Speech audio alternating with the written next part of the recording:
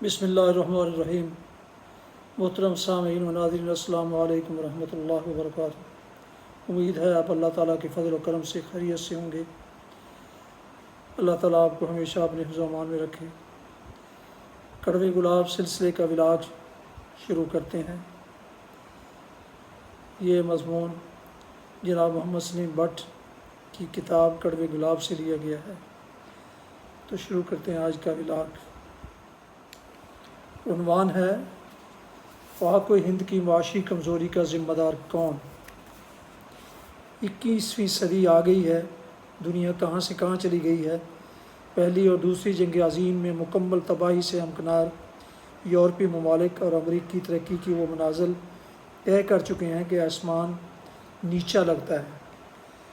دوسری طرف ایشیا میں جاپان، چین، کوریا، ملائیشیا، انڈونیشیا اور سنگاپور نے بھی کوئی کسر نہیں چھوڑی اور اس دوڑ میں پیچھے رہ گئے ہیں تو وہ ہیں انڈیا اور پاکستان۔ اگر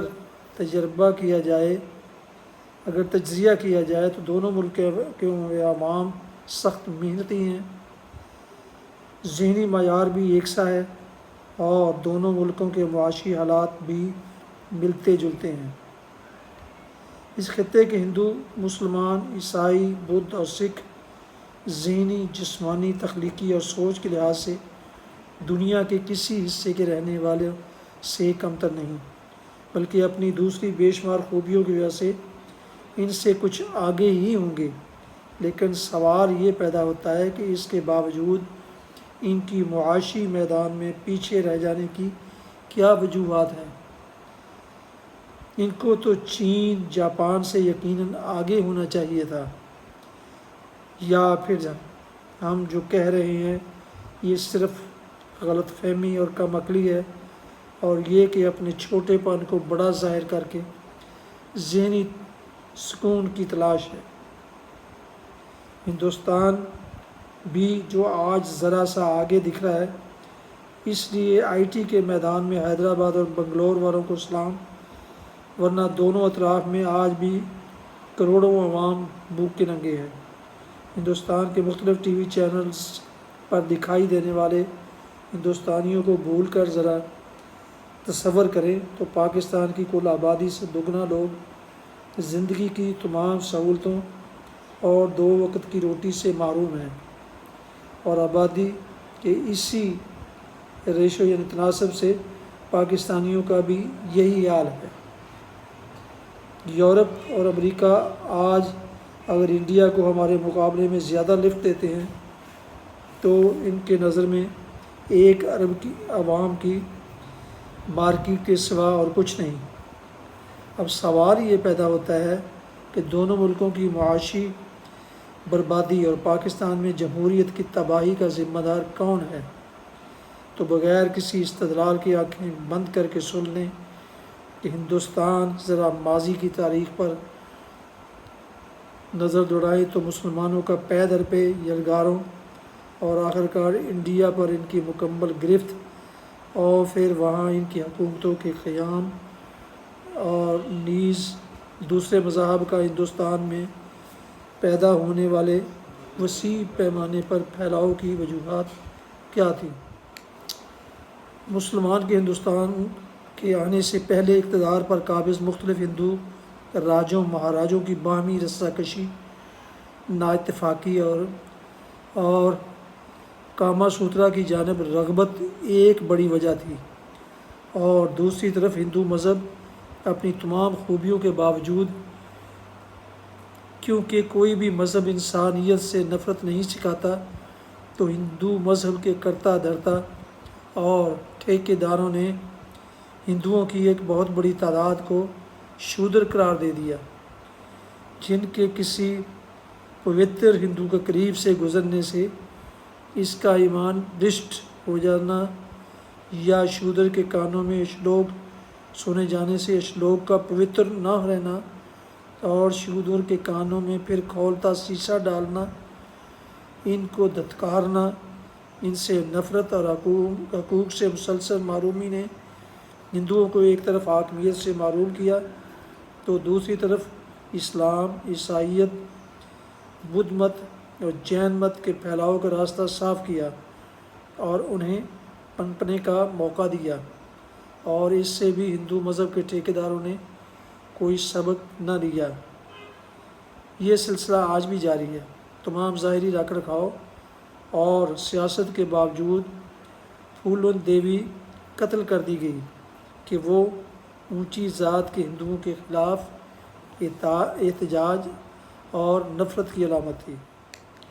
ہندو برہمن بھی اسلامی ملا کی طرح اپنے خون کی پاکی اور عظمت کا قائل رہا، جس کا نتیجہ یہ نکلا کہ ہندوازم کی دستکاری ہوئی ایک بہت بڑی تعداد دوسرے مذہبوں جنہوں نے انہیں برابری کا درجہ دیا کی طرف مائل ہوئی، اور مسلمان سینکڑوں سال ہندوستان کے سیاہ و سفید کے مالک رہے۔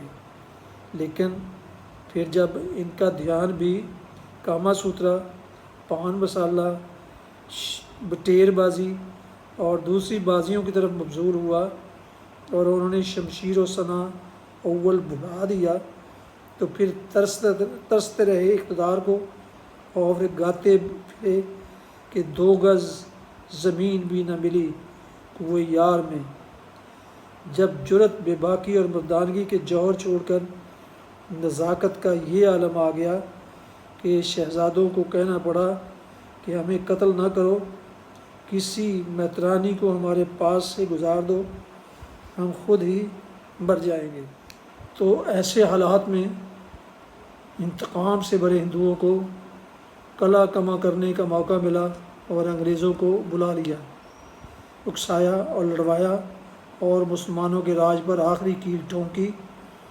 خود کو تو اقتدار نہ ملا، لیکن اندر ٹھنڈ پڑ گئی کہ دشمن کو تو لے ڈوبے۔ لیکن حصول اقتدار اور اکھنڈ بھارت پر ہندو غلبہ کا خواب شرمندہ تعبیر کرنے کی ہوس، کیفیت شدت اور پیاس ویسی ہی تھی جیسے جون جولائی کے روزہ دار کو افطار کے وقت ہوتی ہے، اور وہ اتنا پانی پی لیتا ہے کہ اپہار کروا لیتا ہے۔ جیسے ہی انگریز نے تقسیم ہندوستان کے طے شدہ فارمولے اور منتقلی اقتدار کے فیصلے کے بعد ہندوستان چھوڑا، تمام معاہدوں اور فارمولوں کو بالائے طاق رکھ کر ہندوستان نے جوناگڑھ، حیدرآباد اور کشمیر پر قبضہ کر لیا، فرنٹیئر میں ریفرنڈم کروایا، بلوچستان کو علیحدہ اکسایا۔ شکر ہے جی ایم سید ان کی باتوں میں نہیں آیا۔ اس موقع پر پاکستان کو شدت سے محسوس ہوا کہ ساری فوج اور اسلحہ ہندوستان لے گیا، ہمارے پاس تو صرف جذبہ ہی رہ گیا۔ کشمیر کا حشر دیکھ کر پاکستان کے نہتے عوام، خاص طور پر علاقہ غیر کے لوگوں نے جان ساری کی مثالیں قائم کر دیں اور کافی علاقہ واگزار کروا لیا۔ کھیل ہاتھ سے نکلتا دیکھ کر ہندوستان خود ہی UN میں بھاگا اور وعدہ کیا کہ کشمیر میں اس تصواب رائے کروا دیا جائے۔ عوام اگر پسند کریں تو ہندوستان اور اگر چاہیں تو پاکستان سے کشمیر کا الحاق کر لیں۔ سیکورٹی کونسل نے اس پر اپنی مہر ثبت کر دی۔ پھر ہندوستان نے زبان اور عمل میں فرق رکھا، جو وعدہ کیا آج تک پورا نہیں کیا۔ ان پے در پے وارداتوں کے بعد پاکستان کو احساس ہوا کہ ہندوستان کو انسانی خون کا چسکا لگ گیا ہے اور یہ تو کشمیر کے باقی حصوں کو بھی کھا جائے گا، لہٰذا مرتا کیا نہ کرتا کہ مصداق ہندوستان کی پیروی میں پاکستان نے بھی اپنا سارا بجٹ اپنے دفاع میں جھونک دیا۔ نتیجہ کیا نکلا؟ جو کمایا وہ بھی اور باقی جو ادھار لیا وہ بھی، سارے کا سارا مال اسلحہ خریدنے پر لگا دیا۔ پھر مقابلہ شروع ہو گیا، اسلحہ کی دوڑ کا۔ بین الاقوامی بازاروں سے دونوں کو جو کباڑ ملا خریدا، خود اسلحہ کے کارخانے لگائے۔ نتیجہ کیا نکلا؟ ایک ماسی جیرا کی پاکستان میں اور ماسی مدھومتی کی ہندوستان میں۔ تیسری پود گندی اور پھٹی بنیانیں پہنے آج بھی اسی تندور پر روٹی لگا رہی ہیں جس پر وہ آزادی سے پہلے بھی لگاتی تھی۔ ہندو کی صدیوں اقتدار سے محرومی نے اس میں بے صبری پیدا کر دی اور اس سے سب کچھ کھا جانے اور چھین لینے کی ہوس زوردار ہو گئی۔ اس نے ایک طرف تو گوا پر قبضہ کیا اور دوسری طرف لنکا کو سانس نہ لینے دیا، جبکہ نیپال اور بھوٹان تو پہلے ہی جیب میں تھے۔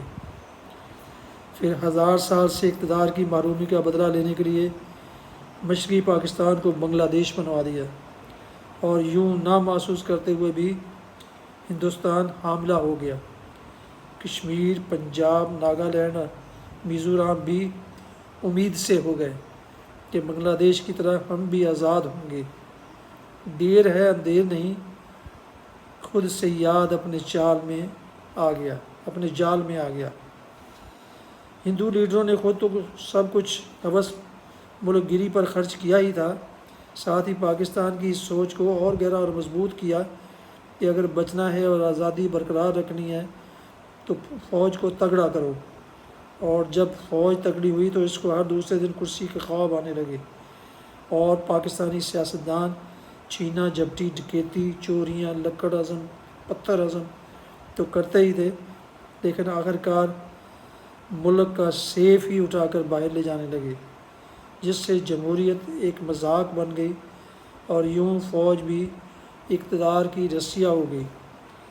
اگر ہندوستان یہ تمام حرکتیں نہ کرتا تو دونوں ملکوں کے بجٹ، اسلحہ کی بڑی بڑی خریداری اور فوجوں کی تنخواہوں کی بھینٹ نہ چڑھتے، تو یوں آج پاکستان کی ماسی جیرا اور انڈیا میں ماسی مدھومتی کی اولادیں کہیں پروفیسر یا ڈاکٹر ہوتے۔ دونوں ملکوں کے آپس میں تعلقات ہوتے، آپس میں آنا جانا ہوتا اور ساری توجہ معاشی ترقی اور خوشحالی کی طرف ہوتی، اور آج دنیا ان سے خائف ہوتی، لیکن ہزاروں سال کی پیاس کا کیا ہوتا؟ اس کا یہ مطلب ہی نہیں کہ ہندوستان میں سارے لوگ ہی ہمارے لیے منفی سوچ رکھتے ہیں۔ موجودہ حالات میں کل کا پتہ نہیں، اب بھی وہاں شری اٹل بہاری واجپئی جیسے مثبت سوچ والے لوگ ہیں جو بے شمار متعصبانہ دباؤ کے باوجود جیو اور جینے دو کی پالیسی پر یقین رکھتے ہیں، جو روایات کی پاسداری کرتے ہیں۔